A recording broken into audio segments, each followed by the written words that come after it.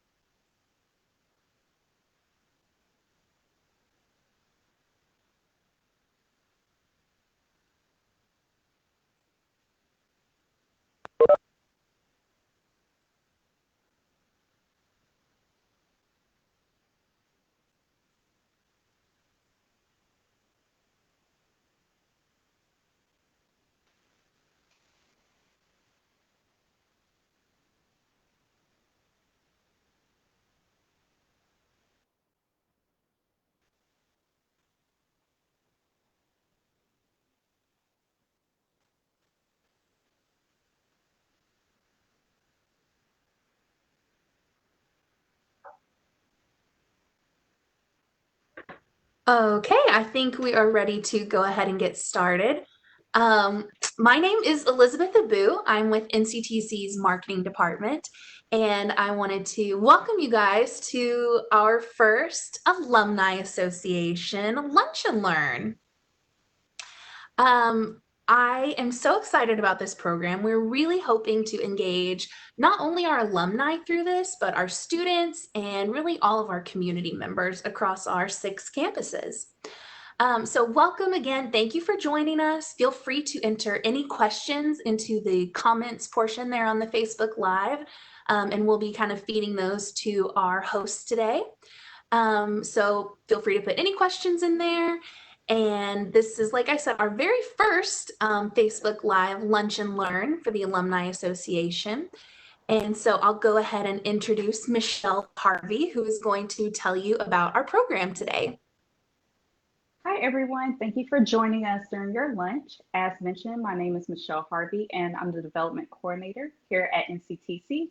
Before we get started, I just wanted to share more information about the NCTC Alumni Association. For anyone that has ever attended NCTC, even if you did not receive your degree or certificate, you have the opportunity to join the Alumni Association, and your first year is free on us. With joining, you have the opportunity to receive special invitations to on-campus events, access to the NCTC library, discounted tickets to musical and theater productions, guidance from our career services, and you will receive a alumni t-shirt. We are currently working from home right now, and we will be sending those t-shirts out as soon as we return back to campus. You can join by signing up on our website. It is nctc.edu/alumni. We are looking forward to connecting with you all. And now I would like to introduce our speakers for today. Joining us is some of our amazing career services staff. With us, we have Shannon Solomon, our career and workforce advisor, and Daphne Riddle, our career services coordinator. And I'm going to give the virtual floor to Daphne to share more about NCTC Career Services before we get started. Daphne? Look, I'm new at this. I was muted. So, hi, thank you. We're very excited to be here. Again, yes, I am Daphne Riddle. I'm the coordinator for career services at North Central Texas College. And so career services, as you stated, Michelle, is for students and alumni. And I'll just briefly, what we do is we work with students from the very beginning when maybe they don't know what they want to do when they grow up, like most of us, right? And do some career exploration and get involved with them really early, and then build through their college career, build those soft skills, build those professional skills, help them start developing those professional habits. And then towards the end of their college career with us, and then on into an alumni, whether they go to university or not, preparing to get a job. We help students and alumni get part-time positions, something to fill the gaps while they're going to school, but also we really want to help our students get into careers that they chose and why they came to school to get the degree and the training that they did. And so that's our heart. That's our goal, is to help people get into those positions. And we do that through professional development, resume building, like we'll talk about today, interview help, job search help, all of those things. So we really just want to partner with our students and alumni to help them reach their career goals. And so that's what we do. Okay, awesome. Well, let's get started. Since today's current topic is current trends of effective resumes, Daphne and Shannon, could you explain the purpose of a resume for those that are beginning their job search?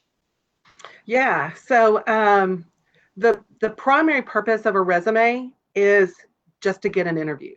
Your purpose of a resume isn't to get the job; it's to get in the door, to get an interview, and get to have a conversation with someone.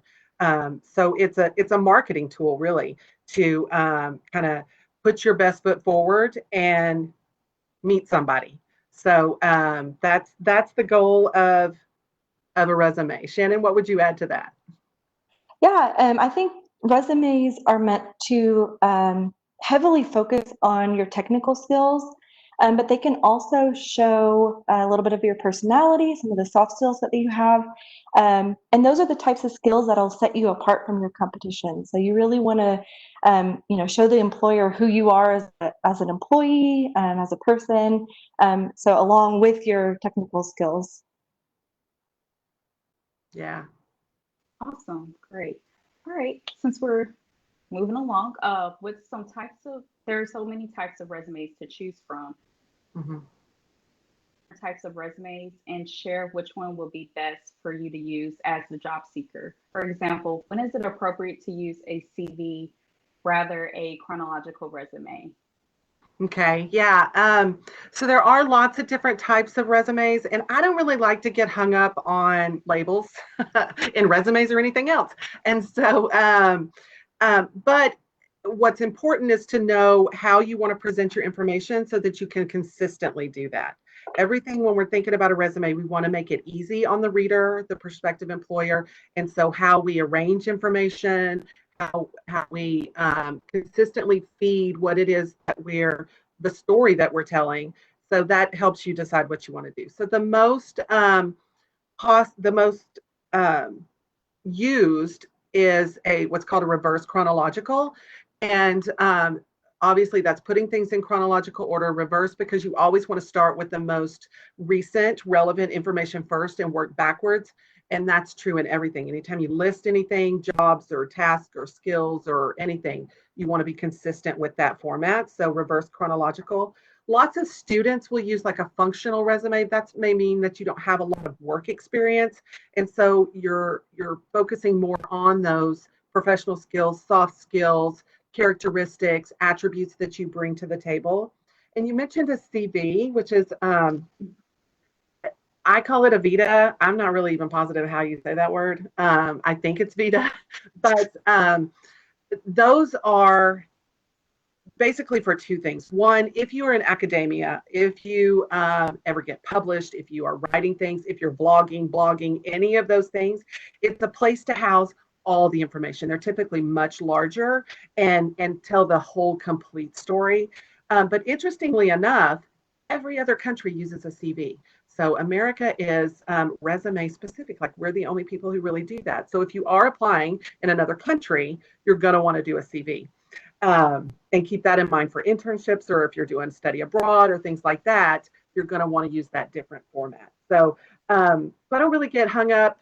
I mean, those are the big differences, like a CV and a resume, but I don't really get hung up on the types so much. It's really just logically presenting your information.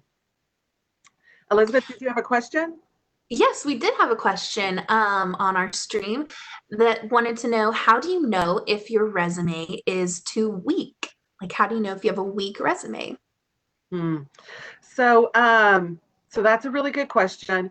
One thing is always want someone else that is going to be honest with you to look at it. And we're happy to do that for students and alumni. Absolutely. That's what we do. And have that other person look at it and what comes out to you, what is important, what story is it telling. And so that question is really broad. It's kind of hard to answer even without looking at one. But to start with, you want someone else to look at it. Shannon, what would you add to this? Yeah, I think a good basis is looking at the job description that you want to apply to as well and see what the employer is looking for. And you can kind of base your resume on that. That's kind of a hard answer too, because sometimes the job description, maybe they're looking for something that's not in the job description per se. So that is kind of a hard question to answer, but that's just a good foundation. Use keywords that they put in the job description. Make sure those are in your resume if those are the skills that you have. And yeah, that's what I would do is as just a basis is start pulling some information from there. Absolutely. And I would say too, we will share our contact information at the end. And, we're doing our appointments Zoom and via email and phone. And so we can absolutely look at it and give you honest feedback about it. Great. Okay. Do you mind sharing what are some of the important things to remember when formatting your resume that you may overlook? This also kind of stems from the conversation we just had. Yeah, for sure. So formatting is really, really important. When you're doing your resume, one thing you want to do is you want to look at it from the perspective of the hiring professional. What are they seeing? What are they noticing? It's just like having somebody proofread a narrative that you wrote. Like, you know what you mean to say, but is that really what you're saying? Is that really what's exemplified in that document? And so again, just like with that question, send it to someone else, see what stands out. Also, always send it to yourself. Always email it to yourself and see what it looks like on the other side. Because we see a lot of resumes, and I know employers do too, where you send it and you had this great graphic line and it looked so sharp and it's cutting right through your, professional summary, and now they can't read half of it and it's just distracting and, things like that. And that's so frustrating when you spent time to create this document. So always email it to yourself and look at it and send it to someone else. Also, in regards to format, professionally, when you upload them online, which is typically what we're all doing now, you want to upload it in a PDF, but I would say also always have a Word document.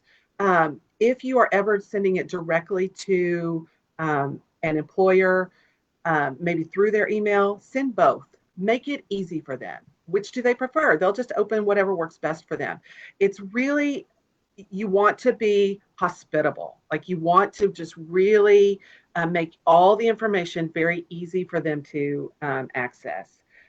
Always, always, always check your spelling and your grammar and your punctuation. Don't you use words you don't know what they mean. Don't lie. Don't ever, ever, ever lie. You're fabulous enough without having to make up stories.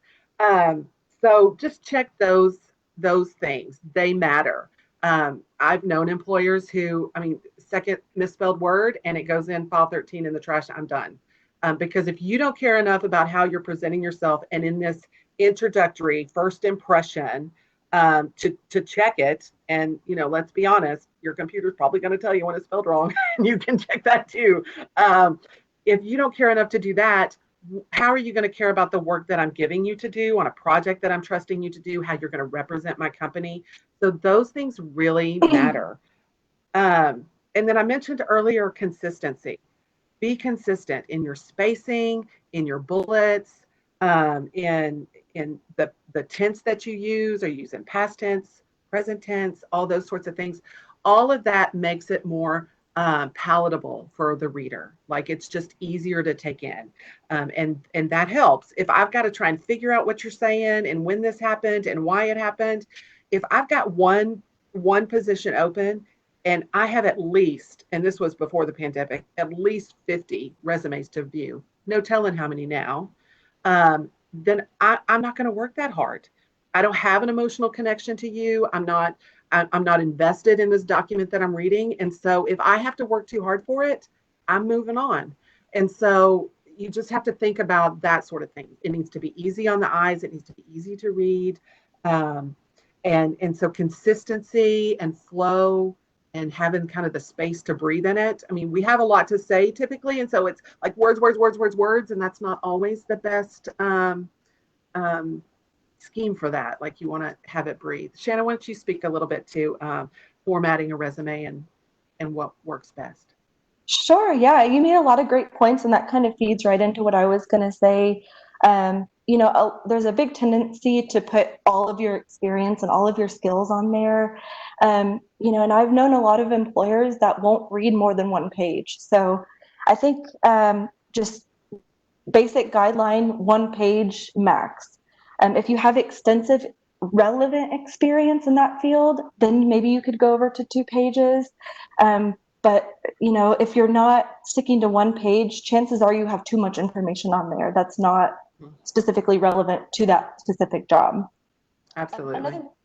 Another thing that I will say too, with formatting, there's a trend right now to make your resume fancy and kind of graphic designy, and that's not necessary unless you are kind of in the artsy type field. If you are a graphic designer, then yeah, absolutely, make it designy, make it pretty. But if you're just, like everybody else that's not in that type of field, readability is the most important, making sure that it's a nice flow, easy to read. And a lot of employers, large ones especially, but becoming more and more common for smaller businesses as well, they're using a software called Applicant Tracking software, or ATS. And that software cannot read tables, it can't read formatting, it can't read graphics. And so usually that's kind of the first line of defense when an employer is filtering through the resumes before even a human will look at it. So it'll filter through the ATS, pull out some keywords, and if you don't have those keywords on your resume, then it never even reaches a human. So that matters whenever you're formatting, because it can't read those tables. Sometimes even columns, it's hard to read. It kind of makes the columns jumbled a little bit. So, just a basic standard format. And that's something that we can help with too. If you're struggling with that part, with the formatting, reach out to us. We'll be happy to help. I'm unfamiliar with the ATS, and thanks for sharing about that, because I don't know how many people are aware of that as well. So, and you talked about graphics. I've noticed in recent trends, coming from college and so on, that people are putting their headshot on their resume. Will that interfere with the ATS, or do you recommend that? I would say never add a picture to your resume. I don't know if Daphne agrees or not, but legally employers aren't allowed to discriminate, but that does open the door for discrimination. And so I would always say leave your picture off. It kind of messes with their judgment of you, and really you want them to focus on your experience and your skills, not what you look like. And so that would be my recommendation. Daphne, what are your thoughts on that? Yeah, I agree with that, and I've seen that as well. And we have to go back to, this is a professional document, and so and there are situations, if you are modeling, or if your physical appearance needs to be considered for this position, that's a whole different story. That is a rare situation. So if that's not the case, then don't put your picture. Um, and kind of going back to that applicant tracking system, um, so many people say, I've applied for all these jobs and I get no calls. I don't hear anything. And more times than not, that's what's holding people back. If you upload your resume, 9 times out of 10, maybe 99 times out of 100, it is going through an applicant tracking system. And if that filter is not catching what the employer has set up to pick up in that resume, it never makes it to a decision-making human, ever. Nobody ever sees it. And you're right, a lot of people don't know that. It is super important. And so you kind of have to know how those systems work and what they're looking for in order to filter through them and get to where you want to go. So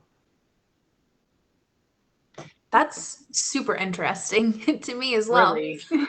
We do have a question coming in from the live stream. They asked, if you have multiple career skills, multiple career sets, is it best to have different resumes that highlight those particular skills? Shannon, do you want to go with that? Sure, yeah. I would say absolutely. Especially if you have multiple skill sets. But, even if you don't, you want to tailor your resume to the job that you're applying to. So even if you have one set of skills, you might have 2 different resumes still, depending on what that employer is looking for. So yes, absolutely. If you have different sets of skills, if you're applying to different types of jobs, have a resume for each of those different types for sure. Yeah, we see that a lot. People who maybe are doing a career change, but they're kind of keeping one foot in this pond while they try to check this one out. And so those definitely would, because it's different skills and abilities and characteristics that you want to highlight. They will have things in common because it still is a document that's representing you. It is focused on the position, the career that you're going towards, but at its foundation, it's a document about you. So there will be those things that kind of the spirit of it will be you, and then it'll be tailored towards that career field or different types of jobs. So yes, good question. Awesome. All right. I like to stay on track about the ATS, just so more people could be aware of it. Could you provide some examples of dynamic keywords to use on a resume that will catch the employer's eye? Yeah. So kind of tying that to ATS, Shannon mentioned the job description. You're finding that job description, and let me just say right now, when you find one that you're going to apply for, save it somewhere. Because when the job's taken down, you don't have it anymore and you don't remember what it said. And it's important information. Like, this is the first step of your research. So save it somewhere, print it up, I don't care. But know what it says, because in that they're telling you, this is exactly who we want. This is what we'll take. Don't bother, right? And so know what that is and see how you fit in with that. And so those are some of the keywords. Like, if they want someone who knows a certain platform, a certain software, those sorts of things, if you don't have it and they say it's required, I don't tell anybody not to apply for a job that they're passionate about. Go give it a whirl. Make somebody else tell you no. That's my philosophy. But know that that's something that they require. If it's not on there, it's not going to make it through that ATS, right? And then also, as Shannon said, this is a place where you really want to talk about what you bring to the table. What about you? Especially speaking to our students, when you come out of maybe a CTE program with these technical skills, you've got all these hard skills. The assumption is you have all been trained in these skills and you have them. What else? What else about you? What are you bringing to this team? So I think lots of times people forget to really think about who they are and what they're bringing to the table that maybe other people don't, or maybe you are a very open and friendly person. That matters. People don't hire people they don't like. So so how do you share that? And how do you share that in a professional way, right? Like, don't say, oh, I'm nice to everybody. Okay, prove it, right? Like so it's still a professional communication. You still need to support things quantitative and qualitatively when you can. But what are the words that describe? Google your thesaurus and get some good words and, share those things. So when you talk about dynamic and keywords, you're pulling from the job description and you're really thinking about your character and the soft skills and the professional skills that you have. Maybe you're a dynamic speaker. Maybe you are not at all intimidated by speaking in public or in crowd, to make presentations. That is marketable. Maybe you are in languages. Maybe you are super organized. What is it that you're bringing to the table? So those sorts of things. Unfortunately, a lot of people get stuck in kind of those, oh, I've heard they want to hear this. Like, I'm a team player. Okay, great. Everybody says they're a team player. Show me how you're a team player. So somewhere on that resume, it says, I was part of a 5-person team in this project that we did in this class, and we successfully did this, and it was fantastic. And those are not the words, but you get where I'm coming from for the research, right? Like that is how you share that you're a team player, because especially we see this a lot, like in the healthcare fields, and people in their summaries or in their narrative piece of that, they'll say, I want to make a difference, or I care about people. Everybody says that. And that's fantastic. And it's a beautiful trait, but everybody says it. So if everybody says it, then it kind of makes it null, right? What's next? What's the next piece of that? And so just really thinking about your strongest traits and characteristics, your soft skills. I just cannot emphasize enough how important soft skills are. The ability to communicate effectively. And that's going to be seen not just in your document, but in the process of your document. What did your email look like? Did you just send an email and say, here's my resume?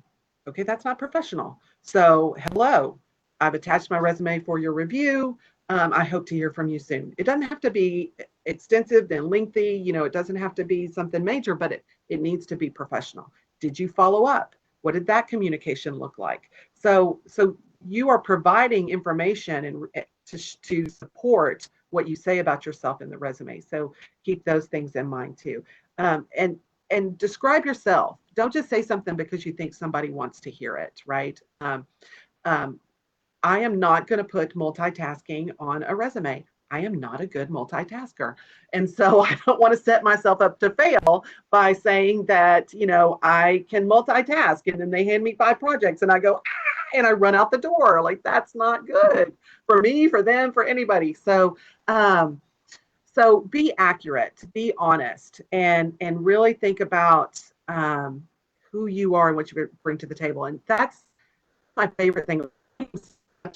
Career services dork, and I love that, and that's okay. I make no apologies for it, because my favorite thing is working with people and building this resume, and you see, beginning to see what you've done and who you are and what you do bring to the table, because most of us don't take the time to really look at that.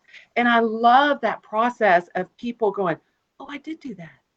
Oh, I am that. And that's such a beautiful thing, personally and professionally. So so that's, talking about those words and that dynamic vocabulary. That's, kind of my favorite thing, is because people don't really give themselves enough credit typically. And so that's a fun thing to do. So I've talked a lot. Shannon, what do you want to bring to the table? No, those are all great points. I love that. I think, when you're talking about dynamic and keywords for your resume, it all goes back to what is the employer looking for too. Most of this will show up more on your cover letter and your emails rather than your resume, but, doing some research about the company, what kind of environment that they have, and kind of see, what type of person that they're looking for. And if you have any of those qualities could add to your resume to just prove to them, like, hey, I would be a great fit for your team, and this is why. I know, since I work with students all the time, I see this common trend of focusing on the fact that they're students rather than focusing on the fact that the skills that they've learned. So don't say I'm just a student, I don't have any experience, but focus on the skills that you do have. Those traits that you're learning, you know, if you're in the CTE programs and your clinicals, anything like that, those technical skills that you have, focus on those. Don't focus on the negatives. Can I say something right there? Just even the language of, although I'm new to this field. Well, there's no need to highlight that you're new to the field. What do you have? You know, like I've just graduated with my nurse, you know, with my LVN. No, you're a nurse. So just kind of changing that perspective to that positive, forward thinking mentality, and even just the small vocabulary that goes into that will really help, because you're planting seeds. And so what are they taking away from that? Sorry about that. Go ahead, Shannon.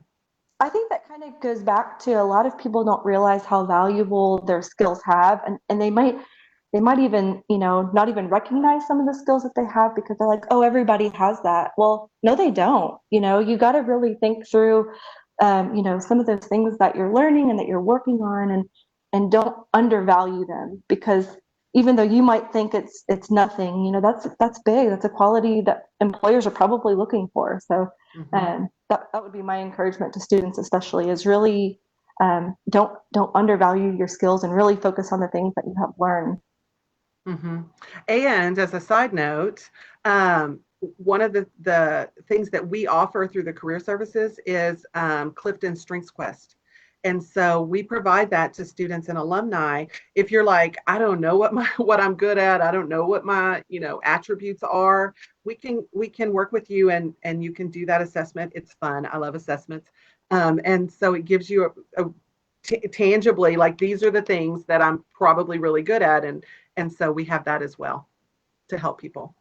Yeah, Strengths Quest is awesome. So if you haven't taken it and you're a student or alumni, please come take it. It's really fun. Awesome. Well, Daphne, oh, sorry, go ahead. Oh, no.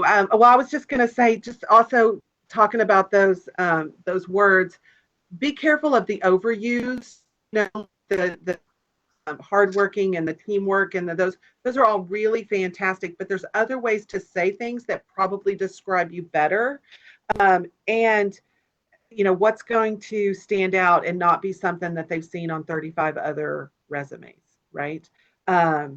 And I would also say, anytime that you can give actual tangible information, and sometimes that's hard on a resume, but it can be done, that quantitatively or qualitatively supports what you're saying. Like we were talking about, you worked on a team. I supervised this many. I did those sorts of things. Action verbs are really good. I supervised, I proposed, I planned, I managed, you know, those sorts of things. And not with the eyes. I'm sorry. I do too many eyes. Shannon keeps me in line.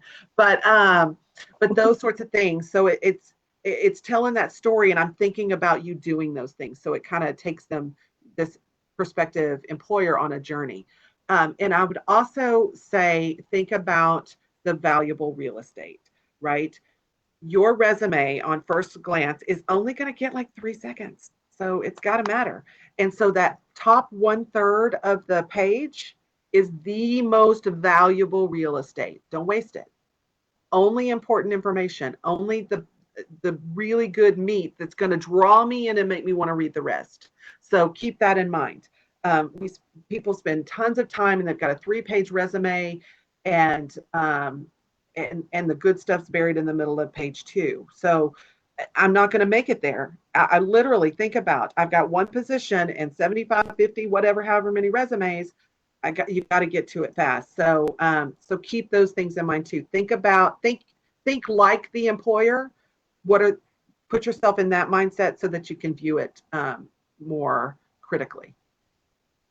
I'd like to jump in and just say one more quick thing too. You mentioned one of the phrases that I hate seeing in resumes, and that's I'm a hard worker. You know, if you're putting in there that you're a hard worker, like, the employer is expecting you to be a hard worker, you know, and if you have to say that, it makes the employer kind of question why you're having to prove that. So instead, with phrases like that, like, really think about what makes you a hard worker. What characteristics do you have? What projects can you prove that you were hard working on? Or, you know what I mean? Like show evidence of that, not just put I'm a hard worker and just leave it like that, because that's not helpful for the employer. They're expecting you to be a hard worker. I just have to mention that because I see that all the time. But that's great. And then like, you're probably persistent. Are you committed? Those are much more dynamic words to say, probably give a better picture of you than a hard worker. So you're really selling yourself short when you kind of use those cliches. So really think about what those characteristics are. That was a good example, Shannon. Thank you. Shannon, you mentioned students often come in and they doubt themselves in the sense of I don't have much experience because I'm a student. How would you help them frame their, because they actually do have experience, like you said, from their classes. How could they highlight like projects they have done in classes for a more functional resume? That's a great question. There's a lot of different ways they can showcase some experience without actually having work experience. Projects that they worked on in school, outside of school, even in things that they've done on their own, volunteer experience. There's all sorts of different things that they can gain experience without having that paid work experience. So if you're, a student with no work history at all, I would beef up that section, your education section, and focus on specific projects that are relevant to the job that you're applying to, or specific classes that you've taken that might be relevant for that. And if you don't have anything that comes to mind, then maybe it's time to start thinking about like, how can you get that experience without having that work experience? So where can you go volunteer to gain experience? What projects can you do on your own to, develop some of those skills and practice some of those skills? And that kind of leads into, you probably want to build yourself a portfolio. And that's basically just like a collection of your work, your experience, and documents that, kind of showcase that in a physical manner. So if you have different projects that you worked on, you can have, a physical, whatever that may look like, and show that to the employer, like, hey, look, this is the project that I did. This is how I can help, your company. So it doesn't have to be paid work experience for that. And there's lots of other avenues that they can get that from. Yeah, there would be the term would be transferable skills. So what did you do in one thing that you can transfer to another? Study habits, how you plan your schedule, time management, all of those things as a student transfer into the work world, right? Into career. And so, so even those types of things, but absolutely that extracurricular, if you're teams or clubs or any of those things, you're building skills, professional, interpersonal skills that will translate onto a resume. Thank you for answering that question, because I know that's probably coming across a lot of our recent grads' mind currently. All right. Well, Daphne, you also mentioned this earlier. Could you explain, tell me when it's appropriate to use a summary rather than an objective? Yeah. So, so the kind of the old resume had an objective, and basically you stated, I want a job doing this, and you kind of just stated the job that you're applying for the company that you're applying for, and it was wasted space. It was really useless. Nobody uses an objective anymore, and so you can just kind of take that off the table. So your resume always needs to start with who you are and the easiest way to contact you. And don't muddle that up. Don't make it fancy. Make it easy to see and read. What's your email and what's your phone number? And we'll talk a little bit more about that in a minute probably. But the next piece is this summary or a short narrative of what you're bringing to the table. And so this is your place where you can and it can look a lot of different ways. That's kind of one thing that we really want to stress here, is that yes, there's a standard format to resumes, but they're all so different, just because of what it is you want to highlight about yourself. And it is up to you. It's your document. So even like when Shannon and I and the rest of the team are giving our critiques or suggestions, you've got to ultimately decide what works for you because it's your document representing you. So that's always really important to remember. But like a professional statement or a personal summary, or typically I don't even like to title it. I just like this 2 or 3 sentences that just are kind of this, pow, here's who I am and here's what I'm bringing to the table. But you kind of want to weave in what some of the skills are, the career that you're looking for, along with how you really align with that. And so that's typically how a resume starts. And again, that you don't have to do that. Some people choose not to do that. On a rare occasion, I have seen one that was kind of long, and I typically say no more than 3 sentences, and that's probably like, that's it, no more than 3. But I've seen one recently that was several sentences, and it was fantastic. So, right, like, that's an exception to the rule, and there always are those things. So, so that's typically, it's more of a professional summary of you and the career, as opposed to an objective. Our objective is to get a job. So, so it was kind of wasted prime real estate. And I'll just add, Shannon? yeah, I was just going to say, I'll add to that. Objectives really were meant to say, you know, I'm looking for a job in this field doing whatever. But a lot of people also use that to say, I'm working to develop my skills.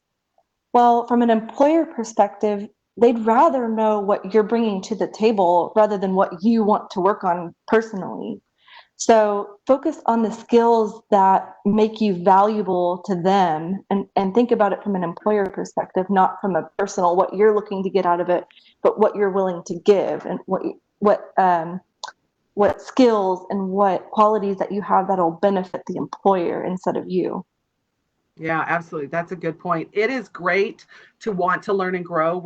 As an employer, you want that in people, but you don't want to highlight what you're expecting to get from the prospective employer. You want to highlight what you are bringing to, because if I hire you, that's an investment. Like that just right up front costs me money, and then I'm paying you. And so I am investing in.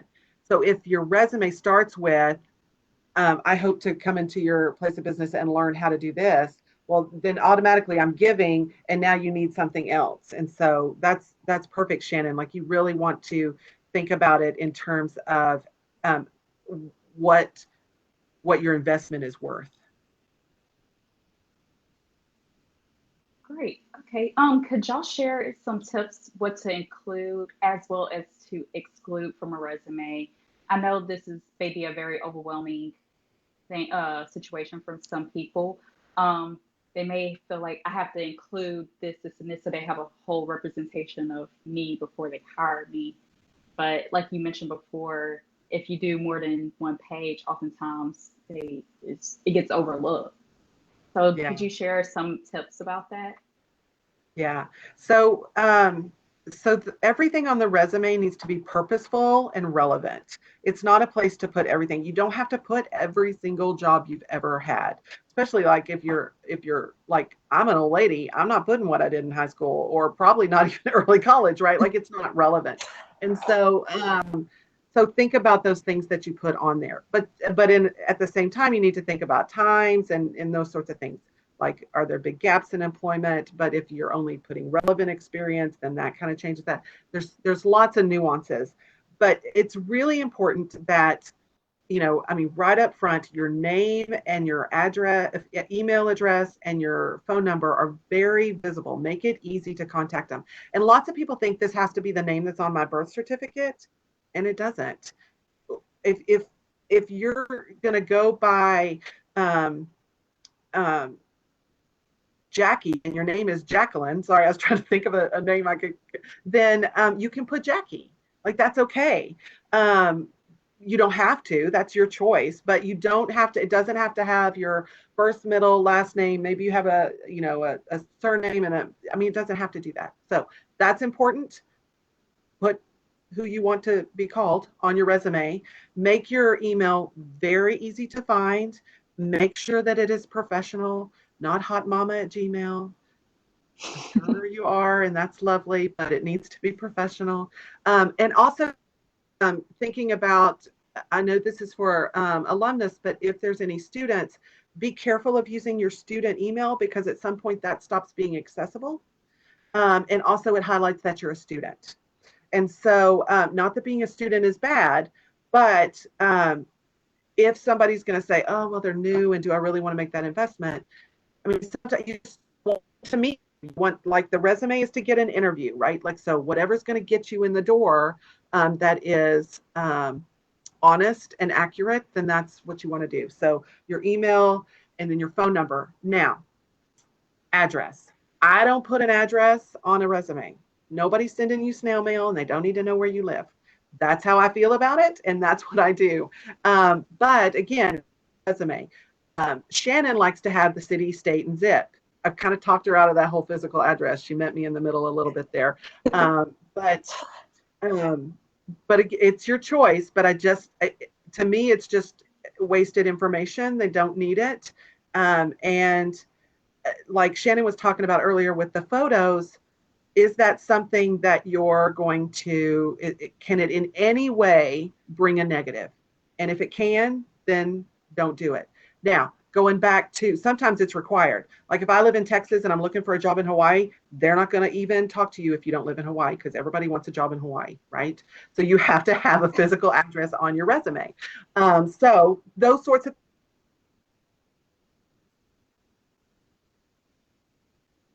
and funny story, I was reviewing resumes. We did a kind of a bulk review for a job fair that we had. And like, I knew exactly where this person lived and they lived next to somebody I knew. And did they want me to know that? Probably not. So that's kind of weird. And so don't do that. Right. So it kind of felt creepy. Like, I don't need to know where you live, but now I do. And so, so keep that off. I went a long time on that, but it's really important to me. I'll just jump in real quick and say, I do like to keep city, state, and zip on there. I have known several employers that use that to filter by location and radius.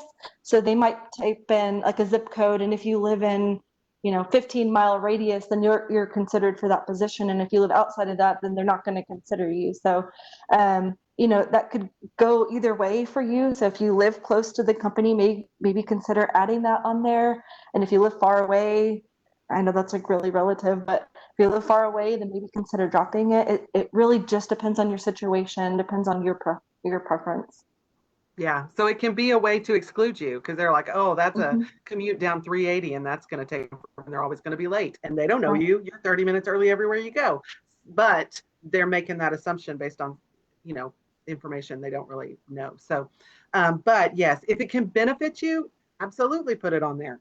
But if there's any question to it, then I wouldn't.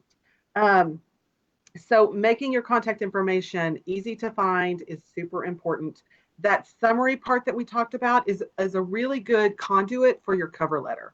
Like you can kind of take that summary information and blow it out onto a cover letter, and cover letters are important. Like it's a great place to connect with someone. I mentioned earlier, people don't hire who they don't like. So if you give them an opportunity to like you or to know you at all, then you're up in your odds. So that's important information in that summary to remember too, that you can use that to start developing your cover letter. When you do so typically then the order of things really depends on the person. Like, is your education really important in this, or did you graduate some work experience that's more important? Then you decide on that order. There's no hard and fast rule that it has to be this way.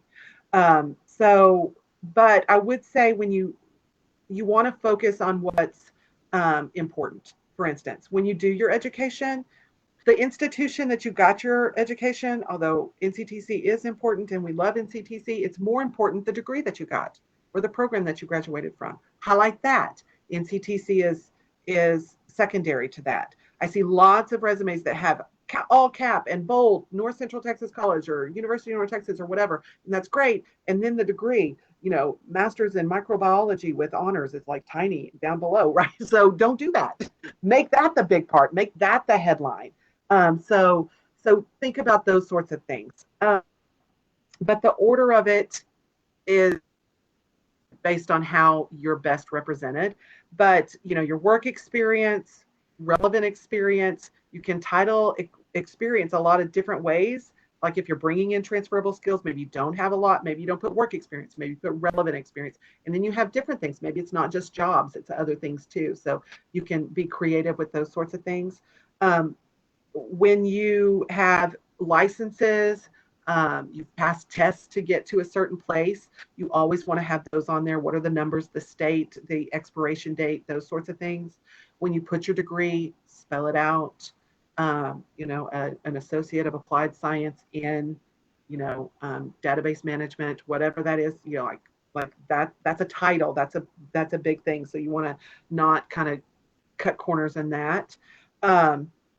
If you've had awards or accolades, if you were on a dean's list or a president's list, or if you were part of the honors society or those sorts of things, if you were on teams, all of those things can be good marketing tools, right, for you. So consider those things as well. Anytime you volunteered, that can be good information. And that really comes to how much experience do I have? If I'm adding volunteerism and it puts me on a second page, maybe I don't. Maybe I find a different way to put it in there. Maybe I include that in my cover letter or something like that. So different things like that. Lots of people like to put their GPA. The rule of thumb is don't put anything under 3.5. And really, is it 3.5 or 3.8, Shannon? I usually say 3.5. Do you? Okay. Mm-hmm. Shannon's nicer than me. So don't put a GPA lower than 3.5. The rule of thumb. And it's not that anything lower than a 3.5 is bad. And 3.0, whatever, is still great. But you don't want that to be what weeds you out from the competition. Again, it's thinking about information that's going to help, not anything that might detract. So that's the only reason. You're absolutely right. Solid 2.0 student right here. So I appreciate that. No shame. And references don't go on a resume. So don't put those on there. Even if you're trying to take up space, that typically is not what you want to do. And then, of course, you can contact our office and we'll talk to you about references and who those can be and how to get those and what's considered a professional reference. Did that cover the basis for you? It did. Thank you. Okay, well, we're going to go ahead and wrap up. Shannon, Daphne, do y'all have any parting thoughts that you would like to share? For instance, like short tidbits about how to personalize your resume and stand out? Ooh, short tidbits of person. That's an oxymoron, Michelle. That's hard to do because it is so personal. I would just say, I want our alumni to know that we want to help you. Like, it is important to us in career services, but I hear this everywhere at NCTC. One reason why I love NCTC is caring about you reaching your goals. And so we, even though you're not on campus, and come on back to campus and come see us when we get there, right? But now even it's easier than ever to Zoom or phone or whatever. Like, we want to help you get to where you want to be. And so we have a team in career services. We cover all of our campuses, and we'll meet you where you're at and help you kind of hone things to get you in the door where you want to see. And so and I don't know, there's just lots that we can do to help you, and we're really passionate about that. It is important that you get where you want to be. It's important to you, and it's important to us. But then also, I just want to say, just kind of the process, it's important to follow up. It's important to do your research. Know that this isn't just about, and I know this is hard in this current time in our unemployment, and so many people have lost their jobs, and some of us are just like, I'm just going to take what I can get. And okay, I get that. But do some research and know who you're interviewing with, and if you think that's a good fit for you, because that matters. to work so hard to get a job and then get someplace that isn't a good fit or you really don't like, oh, that's exhausting. And so, we can help you kind of figure out how to do that research and again, do those strengths quests and see what your strengths are and where you might fit best and, those sorts of things. So, I guess that would just be my parting thoughts is, we're here for you. We would love to work with you. I've told you I'm a complete career dork and proud of it. And so I get really excited and love living vicariously through all of our students and alumni and what they're going to do and doing that research. So, we're here for you. Daphne, can I ask, what is the best way that you would like for students or alumni to get in touch with you? Is it a phone number? Is it an email or a website? What's the best way for them to find your information? Yeah, I think, Shannon, do you have our contact information you can put up on the screen? Yes. Yeah. I guess that's jumping ahead. Sorry. No, that's right on time. I think we had other graphics too, but we got so busy talking, which is completely like me, so that's not surprising. But yeah, we'll put that up there. Career services at nctc.edu. You can call the main NCTC number and get in touch with us. So if you look on here, ooh, real tiny on the bottom. I don't even see it. Maybe it's the wrong one. Well, there's our website. Our website is in the bottom left down there. So the nctc.edu webpage and go to career services. And in that place, it has all of our profiles where it has our direct phone numbers, our direct emails, and links even to make an appointment with us right there on the website. So that's good. But the career services email, that comes directly to me. And so, we'll get you with somebody who, and I will say this too, our career coaches are kind of focused on different career fields. So I'm going to ask you some questions and try and get you with someone who knows that field. We've really worked to kind of be more familiar with those career fields so that we have that more tangible, direct information. And so, we'll get you hooked up with someone who knows a little bit about where you're going. Cool. Oh, what's up on the screen now? Oh, there's our contact information. So this is also a Skills to Succeed. We have this program free for our alumni.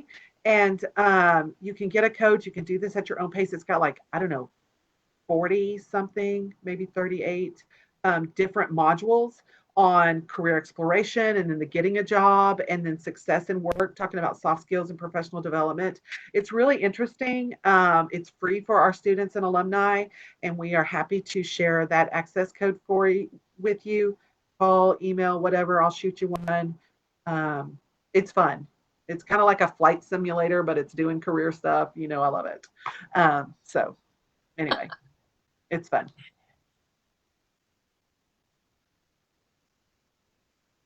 Awesome. Well, thank you for sharing that, Shannon and Daphne. We really appreciate it. Well, Liz, is there any more questions that have came up?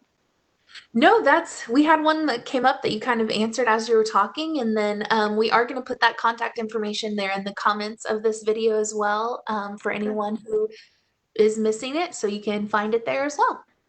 Oh, good. Michelle, thank you so much for having us. We really appreciate getting to be your first guest on the Alumni Lunch and Learns. Like, we are just so honored.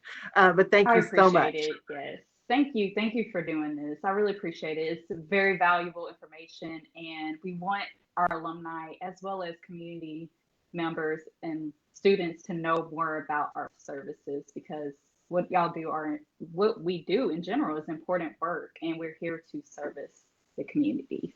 So, that's right. Yeah. Thank you so much. Yay. Well, thank you.